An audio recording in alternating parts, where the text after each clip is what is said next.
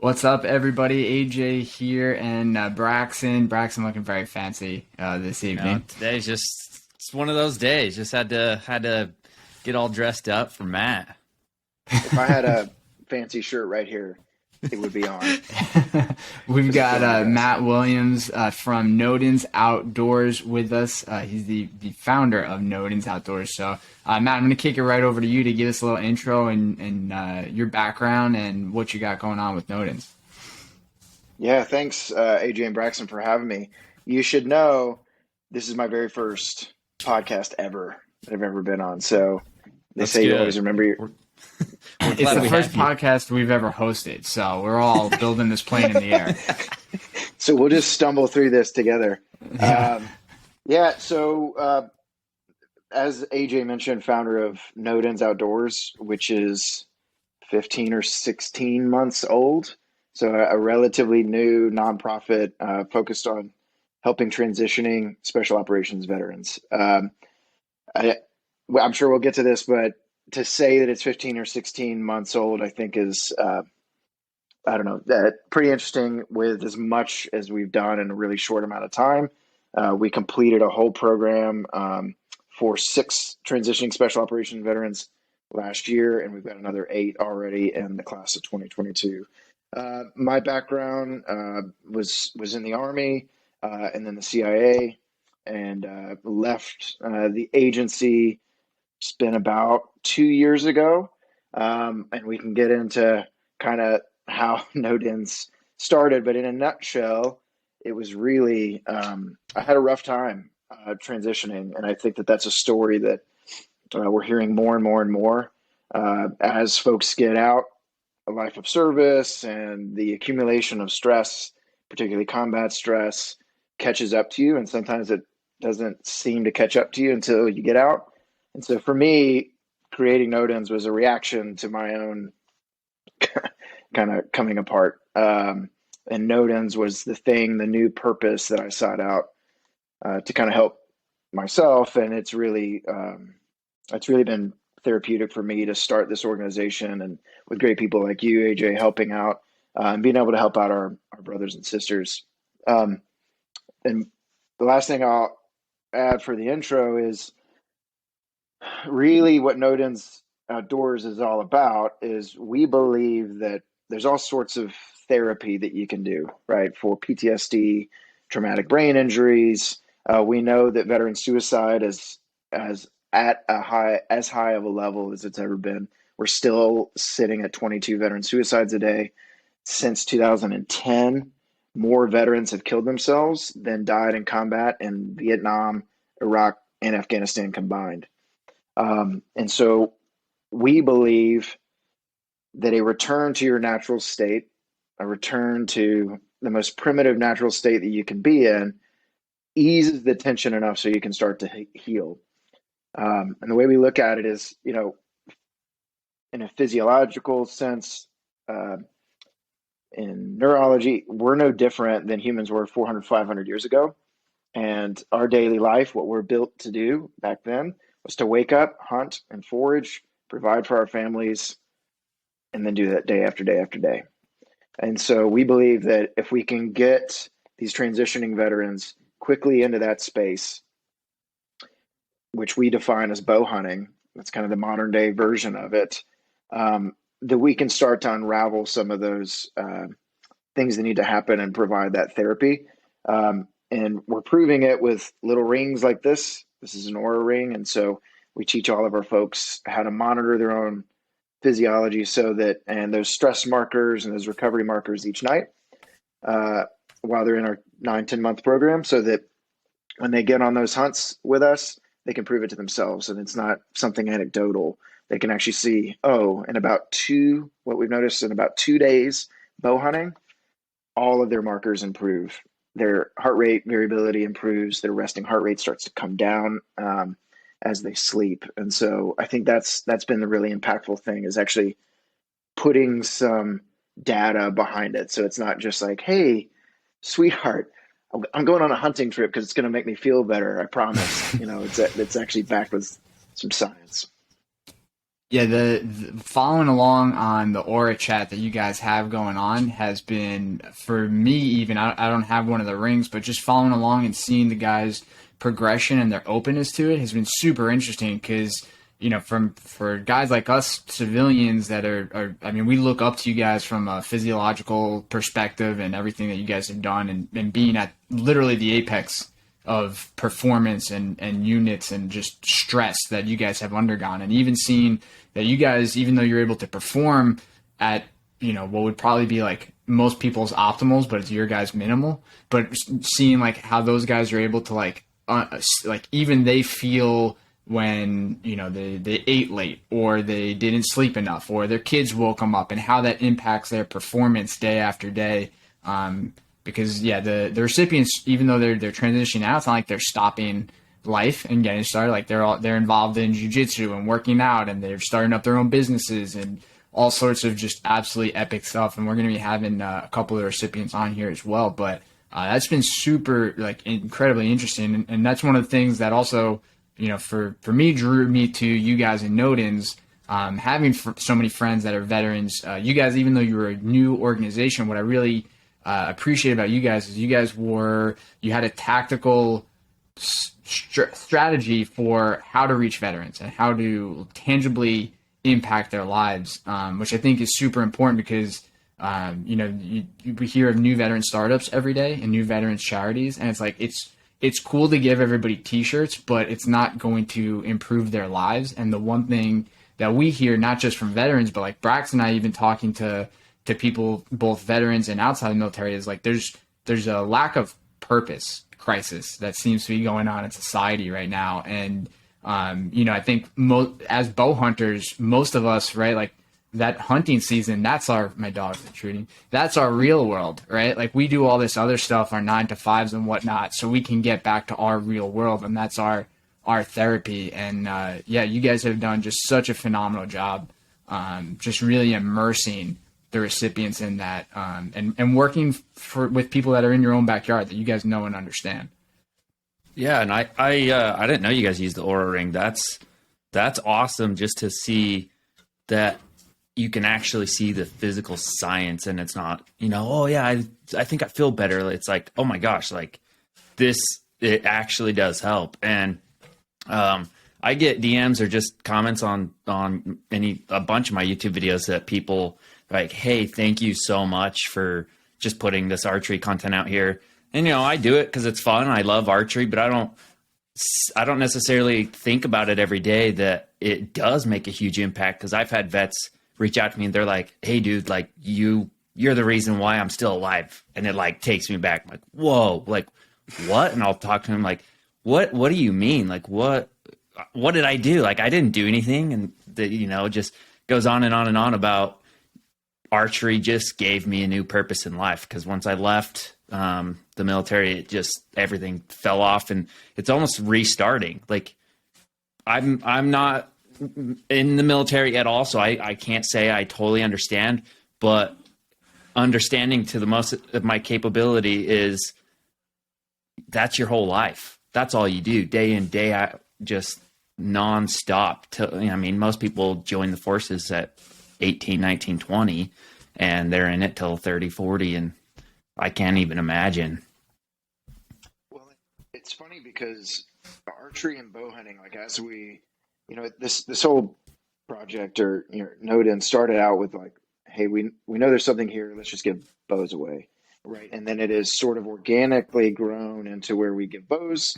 We then do a whole week-long trip to give all the knowledge, right? So we teach how to use your bow from flat range to 3D to elevated, how to field dress. We try to give all the components and then end with an experience. So when hunting season starts, we take them on a hunt and try to get them to connect that.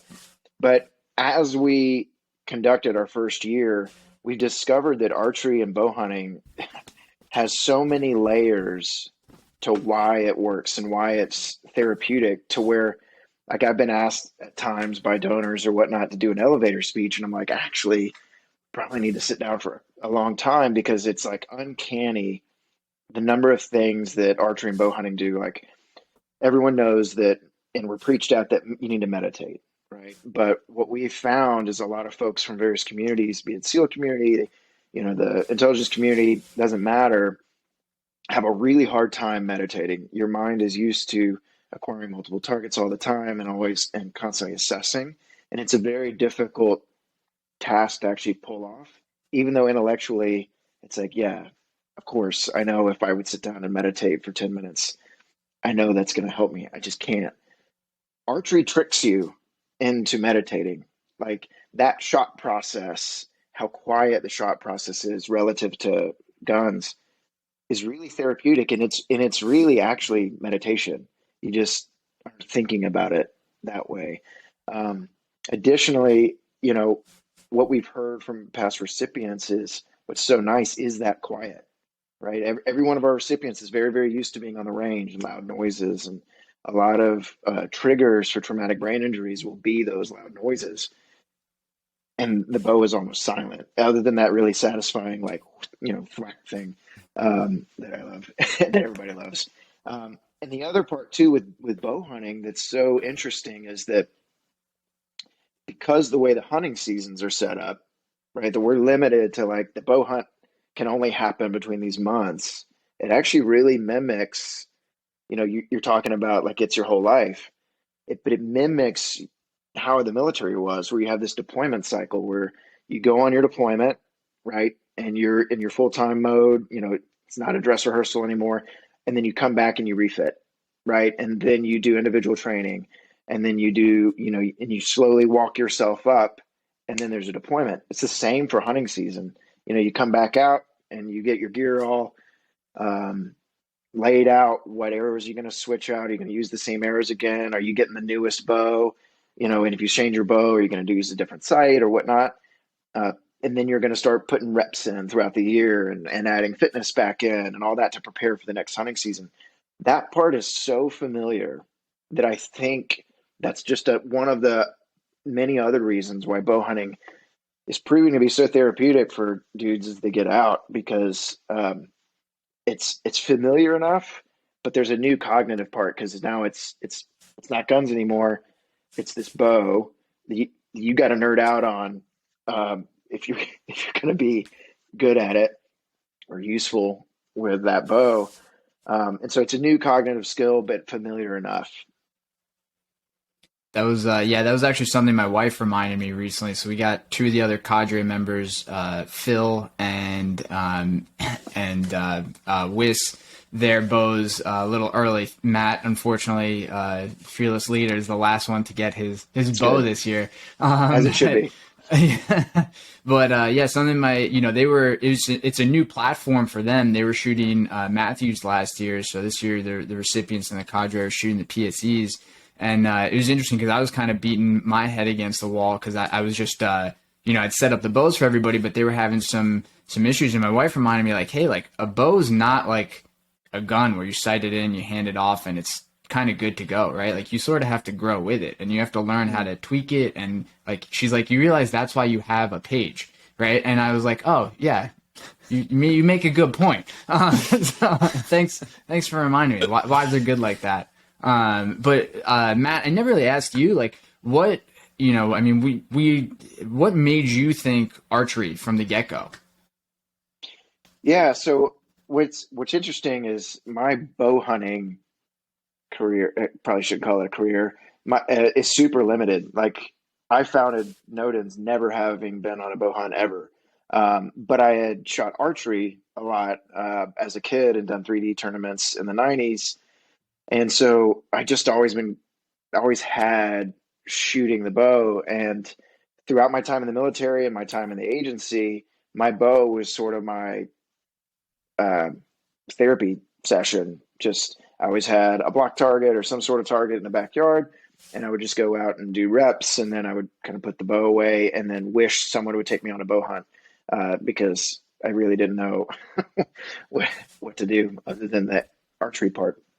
And so for me, it's always been there, at least the archery part, not the bow hunting part, as a therapy. And then I think the cat's out of the bag, anecdotally, that bow hunting is really a great transition tool for veterans. There's a lot of famous veterans or veteran advocates. Joe Rogan's podcast, for one, I think opened a lot of folks' eyes. And you hear John Dudley talk, and he works with a lot of veterans, and so I just think it was like, for me, like 2 years ago, it was like just sort of, yeah, this makes sense. Uh, Everyone's kind of doing and they're getting good things out of it. But when I looked at, for me, like, okay, cool. Well, I want to go bow hunting. I had no idea who to ask, or like I knew the equipment piece, but I definitely didn't know that I have the knowledge, and I didn't have anybody that could take me out. And that's what we wanted to, that barrier to entry to the bow hunting lifestyle. And we say lifestyle for a reason, and Nodens, because like that's what we really want to add, is bow hunting as a lifestyle that permeates the whole year. It's not just like, cool, I feel good on my 3-day hunting trip, and then the rest of the year I feel like shit. Like, it can be something that you do the whole year. That barrier to entry of just the knowledge, knowing other people that can hook you up with land, or just tell you how to get tags and licenses, etc. That's what we wanted to remove from guys, so that we make it something they could add into their lives. Yeah, that's kind of like the hardest part in hunting is Yeah. you can buy the bow and you can shoot a target, but you got to figure out how to, like, I usually only put in for Utah and get tags in Utah. And this year I was like, all right, I'm going to make it a goal. We're going to hunt somewhere else. We're going to put in, so I put in Montana elk, and I watched like 50 YouTube videos just to learn how to put in and make sure I'm doing the right things. $1,200 is $1,200, and you're going to screw it up if you put in for the wrong tag and waste the money. So that's awesome that you were able to kind of delete that out of the equation and helping the vets.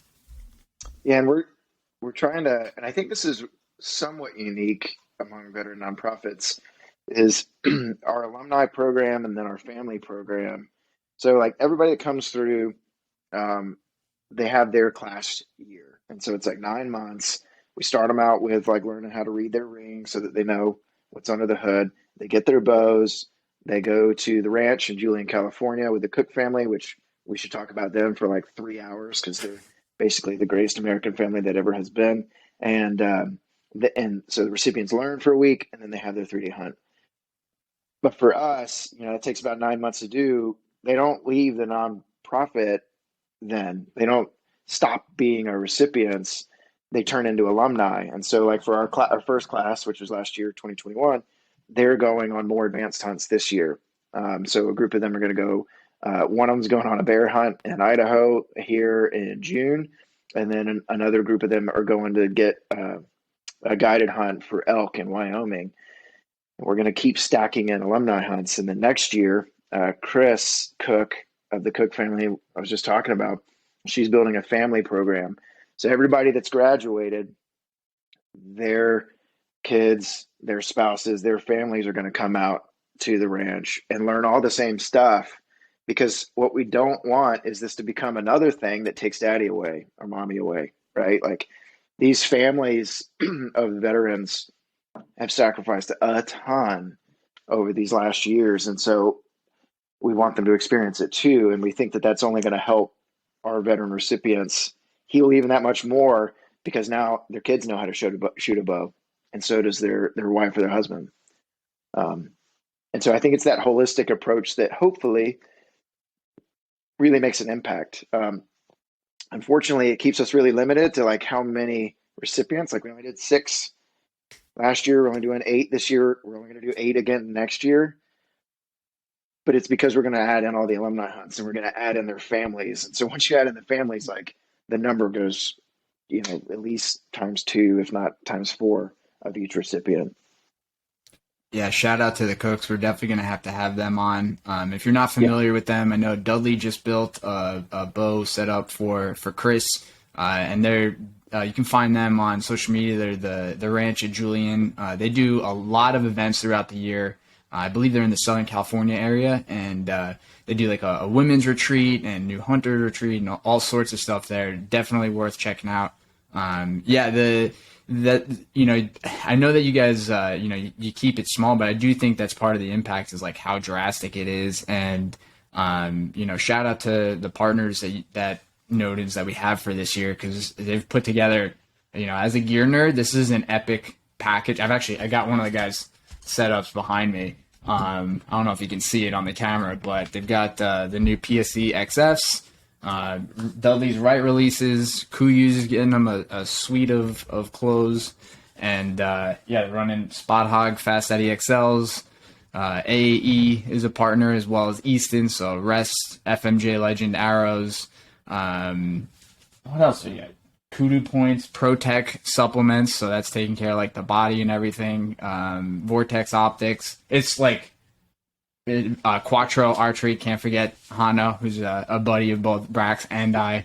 It's putting these bows together. So I'm looking at my room right now is like everybody's dream right now. There's just new bows all over the place, but super excited to get these in the recipients' hands.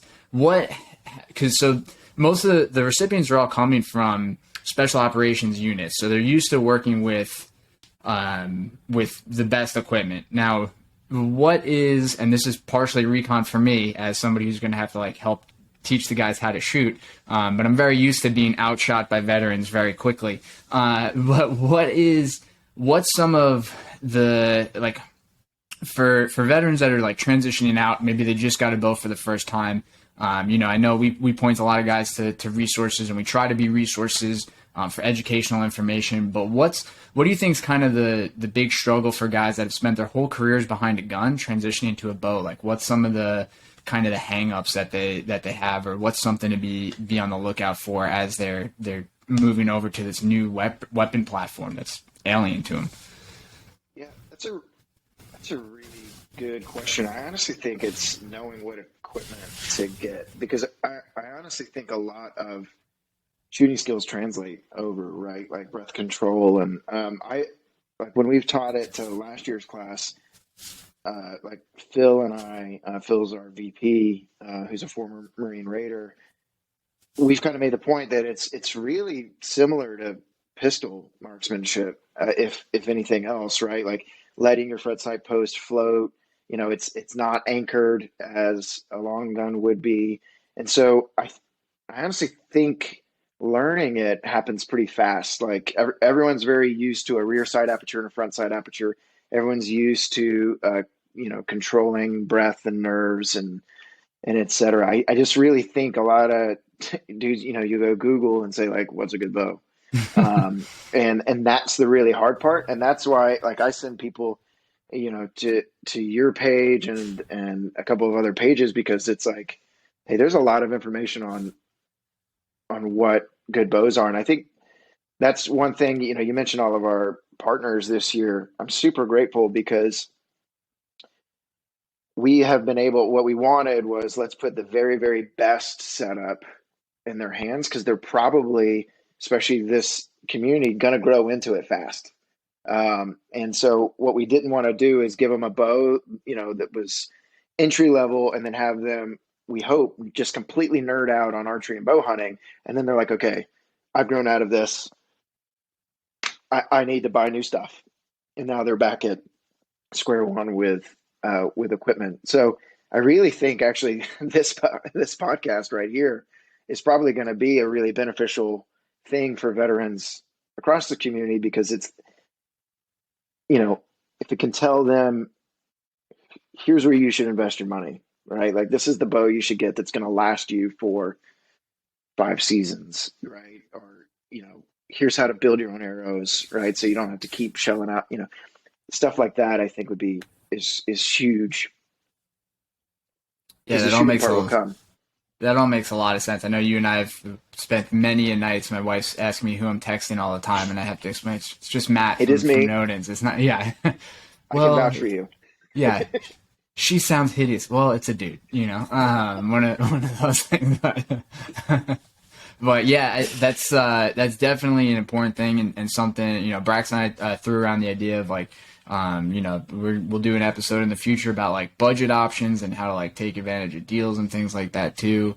But yeah, those are really good points. I think that applies to a lot of different people. I will say I found with some of these newer bows, the 10-pound range for new people, you can, when you crank them down, you can get a couple of more pounds below that. So for those people scared about pulling their bow back, test that at your local shop. But that's a different aside.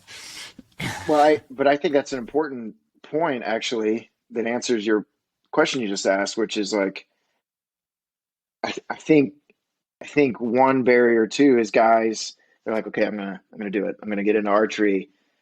I need to pull 80 pounds because I do, right? And AJ, we've had this conversation recently where like I we are gonna keep their poundage low, right? I think what'd you turn their bows down to? So we ordered bows that go up to 70, and actually when you take out the 10 turns, which is what PSE allows you to kind of do safely, we got them down to between 50 and 53 on most bows, which I think is perfect.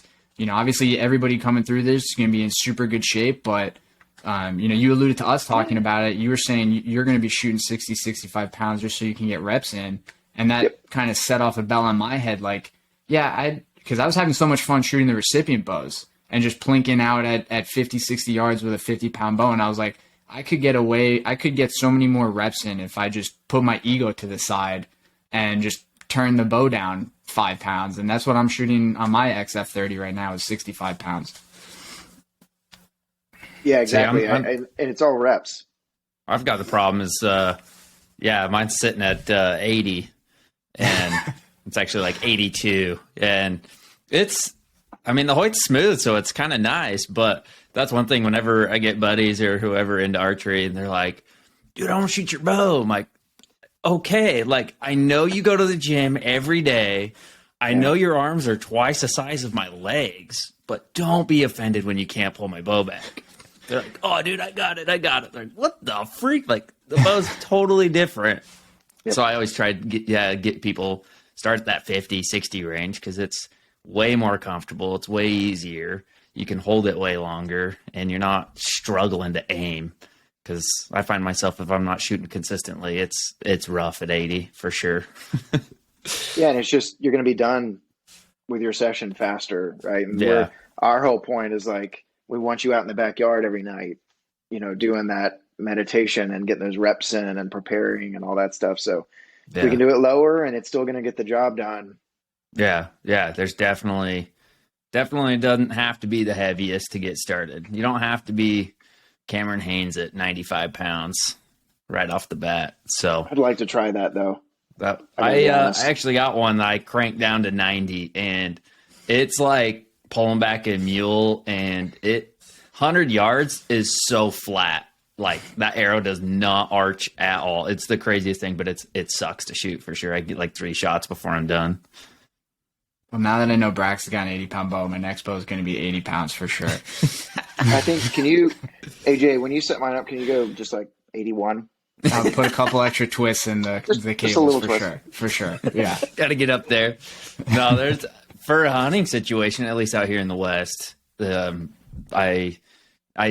buck actually right here, I was shooting 85 pounds and 130 yard shot, just smoked him full pass through. And I'm like, yeah, 80 pounds did it. We're good. But anything within 20 yards, you could be at 30 pounds, be totally fine. Well, and so that conversation I had today with one of the other cadre members, because so I currently live on the East Coast, right? And like you're lucky in these woods to get a shot lane, unless you're over a field longer than 20 yards, right? Like where we take the recipients on the East Coast hunt, like we struggled to find where they could like get through the trees for 30 yards. So short axle bow, like the XF, made sense.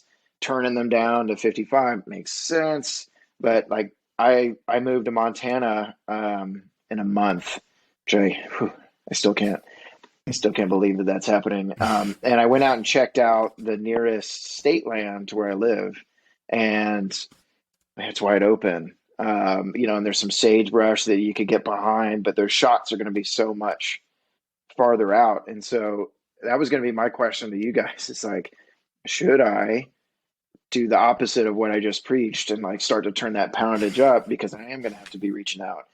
It's windy, right? Like, how's that going to play a part? Do I need a longer axle bow? Because I am going to be taking those longer shots. So much to think about. I always shot like Hoyt usually has two different options. They got like the 30-inch and then a 34-inch axle. And I've always had the 30-inch. I just, kind of a little bit bigger than, because I had like the VXR 28, and that was just a little too short for me. Anything past 40, 50 yards just went to garbage. But this year I got the 34-inch Hoyt, and I like it. It's more stable, but you can definitely tell your bow's longer. And so, sitting in a blind's not going to work. Sitting in a tree stand's going to be a little harder. But out spot and stock, like it's nice.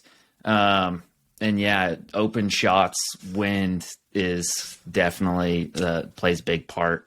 So yeah, ever since, let's see, my first real bow, I had it at 70, and I've shot like 8 or 9 deer here, and 8 of the 9 have been under 20 yards, and then one was 130. So you can get close. Extremes. Yeah. It was just perfectly lined up. Everything just felt perfect. And I was like, well, frick it. I've been shooting 130 all summer, so let's put the practice and see what happens. But no, you can still get away with 50, 60 pounds out here and be successful. It's going to put your skill in the stock, basically. You're going to want to get closer, whether it's elk, get them closer to you, or if it's mule deer, it's tough to get close to them, but it is possible. But that's a good thing to try. Just put 40 pounds on a bow and see how much success you can have out in the West. Sharp enough broadhead, you're good to go. Try it. Yeah, I go back and forth on the size and weight of the bow. I think definitely like being friends with the Quattro guys has influenced my stabilizer setup significantly, because I was never a back bar guy, and the last couple of years I've been all about it. But yeah, I found with the 33-inch bow, I was using the Expedite last year, and like Brax was saying, in the stand, you definitely notice the longer bow, and like I had situations on the doe that I shot was moving around and wouldn't stop and was right under me, and it was definitely felt a little clunky. So yeah, after having set up a dozen of these XF30s now, the setup that we're giving to the recipients, I'm rocking the exact same setup that the recipients are going to be doing. I want to try and keep it a little lighter weight, a little smaller, a little more nimble package. And we'll see at those TAC events this year when we're out at Julian how it does. I'm interested to see how I shoot that bow at those further distances, because coming off a 33 and the EVL was a 32, I'm interested to see how it does, because I had a 31-inch bow that I loved and actually cleared multiple courses at TAC the year before. It kind of made it boring because I didn't break any arrows. I'm not gonna lie, like it was I was both like happy, but at the same time, like there was zero drama or like laughs throughout the whole course. So it's And another thing that you had mentioned, Matt, a little bit is kind of the cost of stuff. I know we kind of talked about finding routes. Being able to test things it gets expensive. Like you can go buy a full bow setup. It's $3,000, and you're like, oh, I just kind of want to see how this goes. Buy a new sight, rest, or whatever. I found recently that I've actually been doing a lot of is literally it's basically like local Craigslist. Jump on, and usually when bows and new equipment's coming out, people are throwing all their stuff on there, and I'll go buy 4 or 5 bows, and it's literally the cost of one brand new bow. And it's not saying that I'm gonna go hunt with it, but I'm gonna test it out, see what I like without having to spend that top dollar for the brand new ones. You let somebody else take the hit on the new products, and then you can turn around and sell it back on there for the same price you bought it for. And that goes with sights. And I bought like 4 sights a couple weeks ago, and it was like $500 for everything, and I was like, sweet. But that's definitely a route that I try to help so many people to get into it with. A 4-year-old Hoyt or Matthews or PSE, they're still freaking good bows. They're not these pieces of crap unless somebody ran it over their truck 50 times. But it's if you want to get into it and you want a flagship bow, you don't have to have it new. You can get it used for sure. For veterans, most of them have discounts, so milk those discounts. Like, oh, for we sure, appreciate it. Like like do it. It drives me crazy when guys are like, I don't, no, take the discount. Like we want you to have it.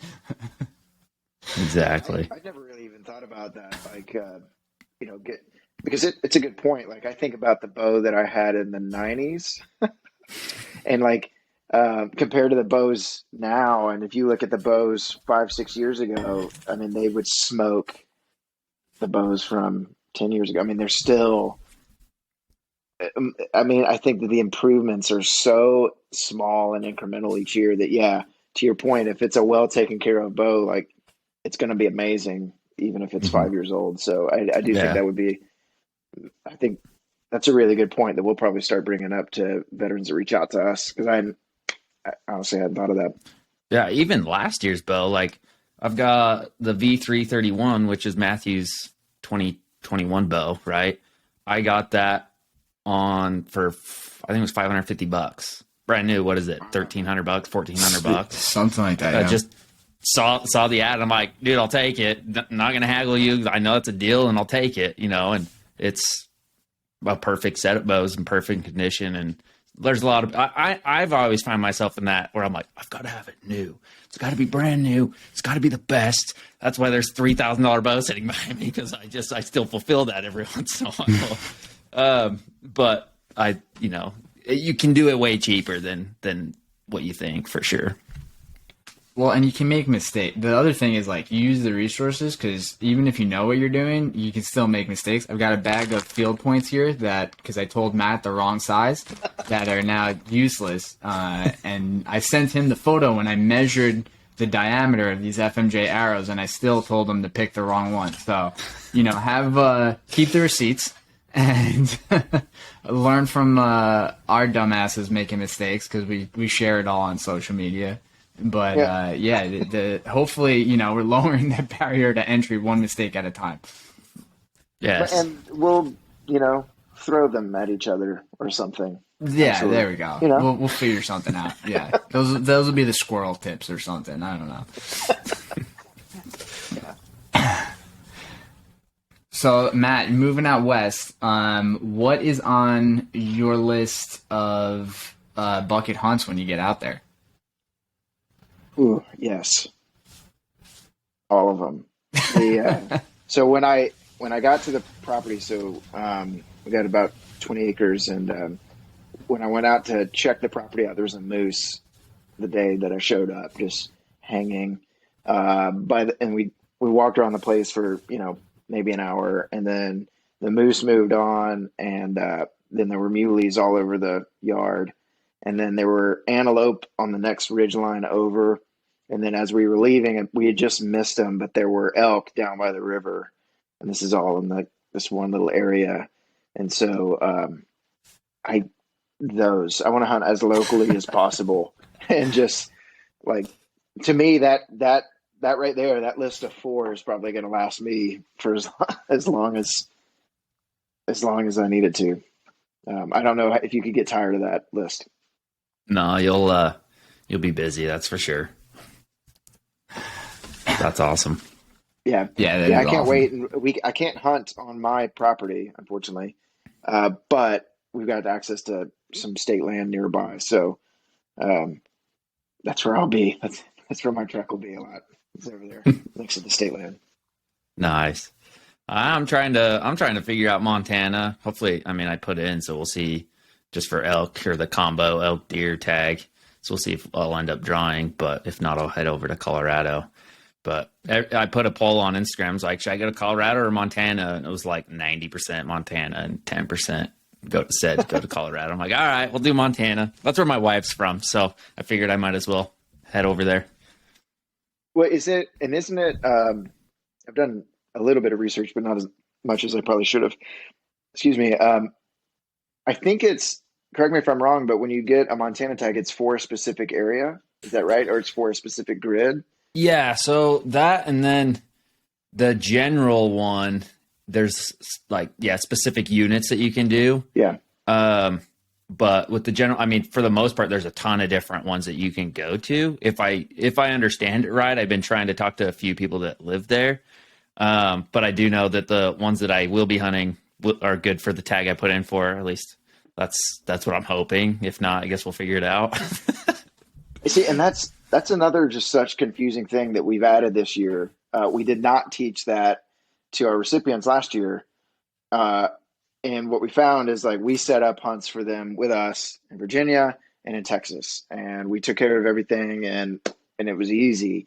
And then everybody went home, and was like, I don't I don't know what to do with my hands now that I'm home.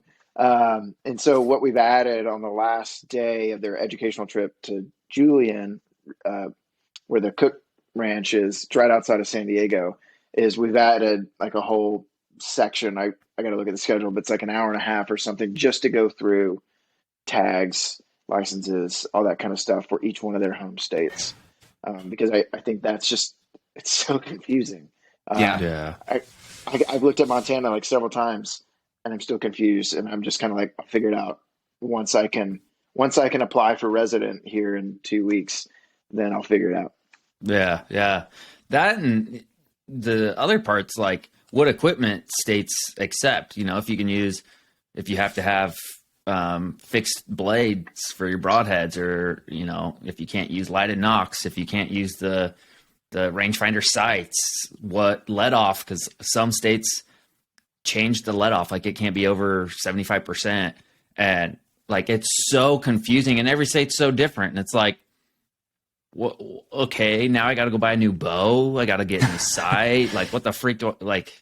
So yeah, it is a lot of research to make sure that you're doing it by the law. I mean, you could, I guess, get away with a couple lighted nocks in a state that doesn't allow them, but yeah, it's definitely a lot of research to just figure out what's good and what's bad. Yeah, I kind of tell people when they move, like, take your states, because sometimes you can qualify out, but like take the basic hunter education course and their basic CCW course, just for nothing else than just to learn at least the basic regulations of like where you just moved to, because it is different and confusing everywhere. Like most states you can notch your tag, or now everybody's moving to an application. But like I know in New York growing up, if you didn't have a pen on you, they'd give you a $2,000 fine, because how are you going to fill out your tag? Because you couldn't notch the tag back then. So if you didn't have your pen to sign the tag, well then if you killed something, it was going to be illegal. So they'd hit you with a fine back then. And things have changed now, but I remember that was the thing growing up. So yeah, that's a good lesson for everybody. And Matt, you brought up something too about the Texas hunt. And I think that's really important for people that are just getting into hunting too, is like set yourself up for success early on.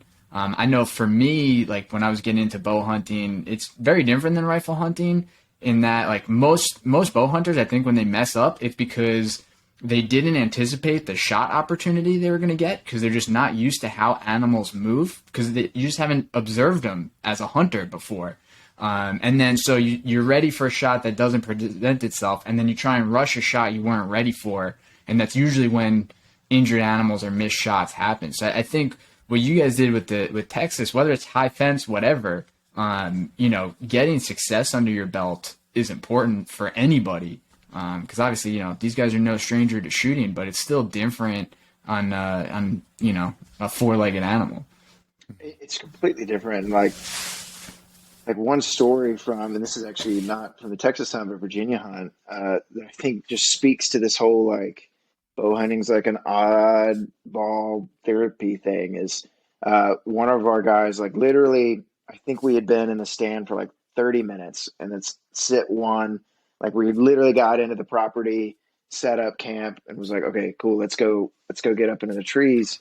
And we were doing all saddle hunting in Virginia, and he gets up in the stand, gets set up, sees a deer come in, and gets a shot at like 12 yards, and makes the shot. And this guy is a 22-year operator from a special mission unit at Fort Bragg, right? So no stranger, at the highest level of shooting.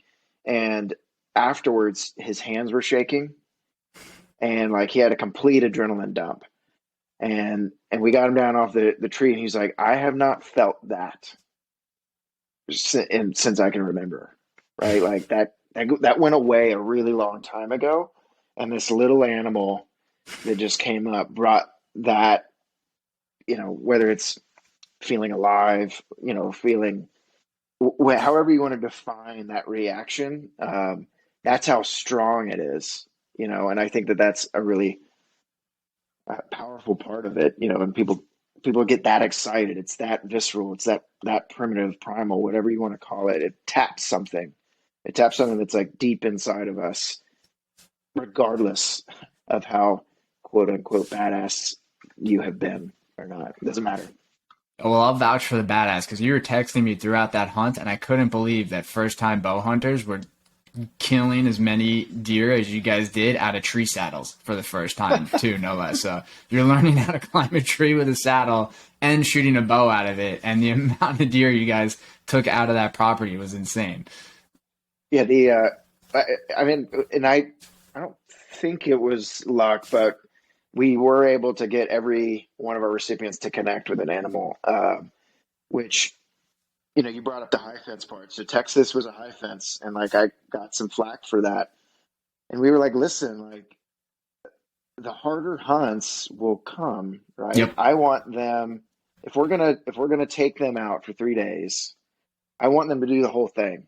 I want them to experience getting their hands in an animal that they harvested for the first time and going through the whole process of field dressing it.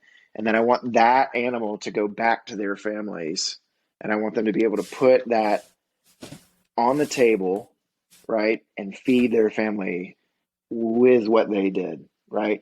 To me, like if that takes a high fence, or like we really lucked out. So Virginia wasn't a high fence, but it's a plot of land that had not been hunted in like 50 years, I think, and sits next to a cornfield and an orchard. And the folks that own the cornfield or the orchard are who we know, and they bought that 60 acres when it came available. And so the deer bed down on one end of the 60 acres and literally walk back and forth to that cornfield and the orchard. So be impressed, AJ, but it was like the most, I mean, they were everywhere. But it's still, and people who hate on high fence, like I heard Ryan Carter, who's like a big name elk hunter out of Utah, but he was giving a seminar for elk hunting in Texas, trying to get guys prepped for going out west for their first elk hunt. And he was saying, he was like, like us Western elk hunters, we get a lot of like props for doing the type of badass hunting we do. He's like, but if you want to learn how to kill stuff, you go to Texas. Like you go to that area where, it's whatever you want to call it, but you're seeing animals, you're getting reps in. Like that's how you build that path of success. Like they don't just kick you guys out of the airplane. Well, and we're in, I mean, yes, we are an outdoors or hunting organization, but we're really not, right? Like we're in this for the impact that it has on our veteran recipients, period. And so like, one of our dudes, who's a retired Navy SEAL, fell out of a helicopter, and in the aftermath of that injury, found out he had multiple sclerosis, and that condition is ongoing, right? And so for him, taking him down to a high fence ranch, he was able to harvest several animals, and he still, even though it's high fence, still had that connection, right? That's awesome. Same as the guy that I mentioned in Virginia. It was still that primitive connection. And so it's like, check. That's what we wanted. And for us, that was more important than the cool points of like potentially getting all these guys out in the backcountry for 8 days and having them all come up dry. And we're like, cool. We took you on a hike. Like awesome. We want to make sure that first one for their first year that they connect and then they get the whole cycle. Now, once they're alumni, then hey, then it gets harder. I feel like that's where like Western guys give high fence people a hard time is like, we'll go out for 10 days hiking our butts off 300 miles, not shoot anything. Oh, they killed something. Oh, it's high fence. Like it's still a freaking wild animal. It still has 4 legs. It still runs just as fast as the ones that are out in the wild, not on a high fence. It's like you still have to make a perfect shot with a bow, which isn't easy to do. whitetail drop as soon as they hear the trigger go. It's like there's pros and cons to everything. And I mean, Sure. hunting's hunting, I and mean, killing's more fun than just hiking.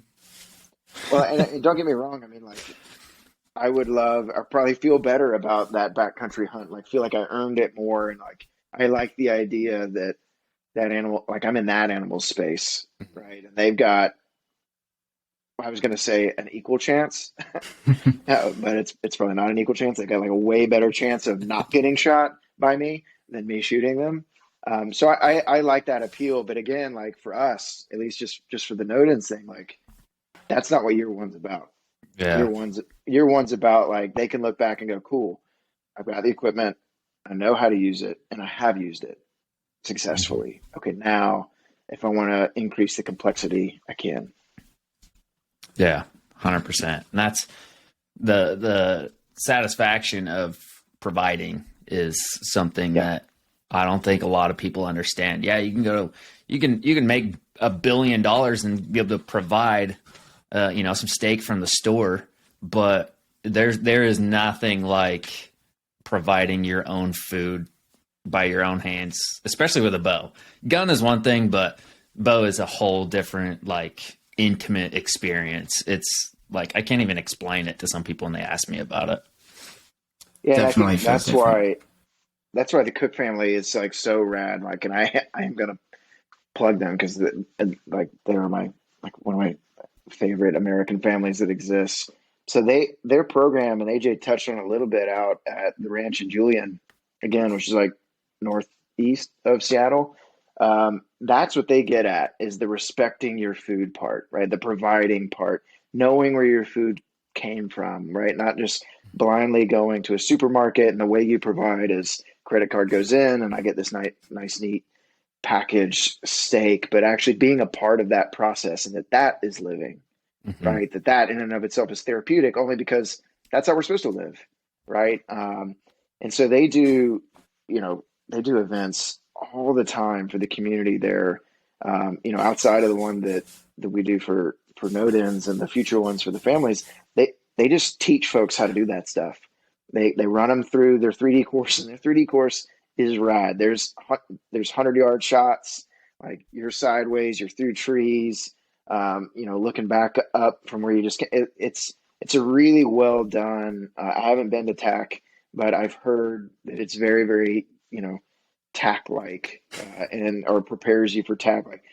And I will say, it is a cemetery for arrows, so it's a hard place. But they do these weekend events all the time where you run through the 3D course, lose all your arrows, smash them into the trees, and then you come up and there's a game processing, a live or a kill class, game processing class, so that you can so that everybody learns that knowledge that is so frequently lost these days, right? Because it's so easy just to go get meat. Yeah, My favorite when you see like the videos of people who are like, can't believe you're killing this animal. You can go to the grocery store and get it there. It's like, something died for that meat too. Like, do you not understand how that works? Somebody told me the other day, because I was sharing with them that, and some people don't like this, but for our recipients, like we have them do some traditional things, like take a bite out of the heart and the liver when it's still warm, right? And I was told that's barbaric. Like, that is so barbaric. And I was like, is that more barbaric than what if I cut it up into tiny pieces, wrap it in plastic, freeze it, then put it in a store? That sounds like Dexter to me, right? Like, but for whatever reason, because of how society is, if you package it up and I don't see any of that, it's not barbaric. And what I tried to explain to them is like, the reason we do that is not, or have our recipients do that, is not to be barbaric or thump your chest. It is because you feel the warmth of that animal. And to me, the first time I bit into something just straight out of the animal, you realize that was alive moments ago. And I can feel the warmth that is an artifact of its being alive. And to me, that connects you with that animal, and it binds you in a way that makes you respect it more. You're like, thank you. Like I'm literally absorbing your body heat from being a living creature, not some cold frozen thing that got cut up by somebody else. Yeah, I think that's something that shocks a lot of people that look at hunting from the outside is the whole like roller coaster of emotions you go through after the shot. Like it's such a relief after the shot goes and when you know it was a good shot, and then there's like a somber moment when you're walking up on that animal and putting hands on it for the first time, and like a gratitude and adrenaline dump. Like there's so much stuff going on. And I think you guys do a really good job of capturing that, not just for the recipients, but you guys actually do a really good job of sharing that through the content you guys put out on the Noden social pages too, as well as giving insight as to like what's going on and like what are some of the challenges. Because I think, you know, for a lot of civilians, what's hard is like, how do we like, we have all these friends that are veterans, but it's like, how do we relate to them, right? And I think you guys do a really good job of doing that, because if you guys are able to make it tangible and you guys have been performing and doing stuff at the highest level, right, then it helps everybody understand. And I want to ask you this because I know that there's a lot of there's only like so much one organization can do, right? And you guys are obviously you're growing, right? But you guys are focused on the impact more than the size of the organization. But what would be your advice to somebody who wants to get involved, and maybe it's a veterans charity, maybe they have some other passion on their heart, whatever it is, but like what would be your advice to that person as like kind of like starting steps, getting the ball rolling on how to do that? You mean somebody that wants to help Yeah. veterans? Yeah, I honestly think the big thing is becoming a mentor, right? Like I think I think the more people that open up their land or open up the ability to say, "Hey, come with me," right? Like, I'm going to go hunting. I know that you're a veteran. Would you like to come? Right? I think that could be wildly impactful, and as impactful as we're being, because the reason we keep it small, like you alluded to, is like we want to be quality, right? And we want to like stick with them to where we actually make a change in that person, rather than like, here's a cool weekend with us and now goodbye to you, right? And so I think similarly, anybody can do that. Anybody can do that. If you're a hunter, and you probably are, if you're an hour into this podcast right now, like you could very easily take one, right? Pick one veteran, one first responder, one anybody that's struggling at all with any sort of like mental or emotional problems, or PT. Veterans don't have a minority. Veterans don't have a monopoly on disabilities. They don't have a monopoly on PTSD. Like at higher incidence, maybe, especially in the last 20 years. But I think anybody could be a hunting mentor and take somebody out and positively impact their lives just by saying, "Come with me. Come sit in the stand with me. Like, let me show you." Because that to me is the biggest barrier to entry into getting the lifestyle that I think we're supposed to have as a part of your life. That's awesome. Is there That's awesome. is there any way or anything people can do to help out at Nodens, like donations or any abilities to do something like that for you? Yeah, I mean, donations are really what we need, because, like AJ mentioned, we've got some great sponsors and partners, but we don't have any airlines that we are partnered with yet, unless you're listening out there. And so, there's some big expenses just to pull this off, right? Just flying all the recipients to California, flying all the recipients to their respective hunts. Next year, we're going to be flying all the alumni and their families. So yeah, the main way would be donations, which it's on our Instagram, which is at Nodens Outdoors, or nodensoutdoors.org, not com. If you go to com, it goes to org, but it is .org. We've got a donate page there, and that's really the big help that we need at this point, because we've been really, really lucky with the gear part and those sponsors. We've been really, really lucky with knowledge. Like our director of training is who does all the human performance stuff, is also a very accomplished bow hunter himself. We are super lucky to have AJ teaching so much of his bow knowledge and bow hunting knowledge. And there's a lot. I think we're in a good spot for coaches and people teaching. And for this year, at least, we've got land worked out. It's just the money to be able to pull the rest of it off. Yeah. People don't realize how much stuff like that actually costs. It takes a lot. And it adds up. And I put this out here too, because I get asked this a lot. We're 100% volunteer. So like those donations, when they come into Nodens Outdoors, they don't go in my pocket. They don't go in any of the cadres' pocket. We buy our own bows. We buy our own gear. So it doesn't buy our stuff for us. Everything goes back into pulling the program off, which I think is really important. And we're going to keep it that way because that's how it should be. And people say like, "Oh, thank you so much for doing this. It's so amazing you do this." And it's like, listen, I think I speak for every single person on Noden's cadre. This does as much for us as it does for the recipients. Like I need to do this.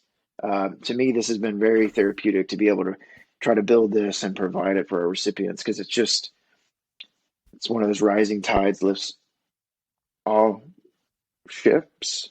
I think that's how it goes. Sounds right. You can cut that out, right? Or make it. Yeah. We'll chop out the the pauses. No, yeah, Matt, that summed it up perfectly. I was going to say that, you thanked me, but I got to thank you guys. It's been such an honor to work with you guys, and even have what little input I've been able to have. It's it's awesome what you guys are doing, and just honestly the friendships I've built with you and Phil and Wiss and the new recipients coming through. It's a special thing, and what's really impacted me is that it's something that we can all do to some degree. We can all help out the people in our communities and our backyards, and you don't have to be a former special operator to make an impact and to make a difference. But it is pretty epic getting to give back to those individuals that have been giving back to this country for so long. But yeah, it's really inspirational what you guys are doing, and seriously, appreciate you coming on to talk with us. I know you're crazy busy, and stoked for the rest of this year's recipients. Yeah, and likewise, thanks for having me. And I think what you guys are doing here with this podcast is huge. To your point, Braxton, like you mentioned, I brought up mentoring just a second ago, but really what you guys are doing right now, that knowledge part, that knowledge barrier to entry, you guys are erasing. And I think that's wildly impactful, right? And the numbers that you're going to hit are huge, right? You're giving veterans and anybody the ability to self-serve. If they see a topic they like, they can come to you guys and find it. So thanks for everything you guys do.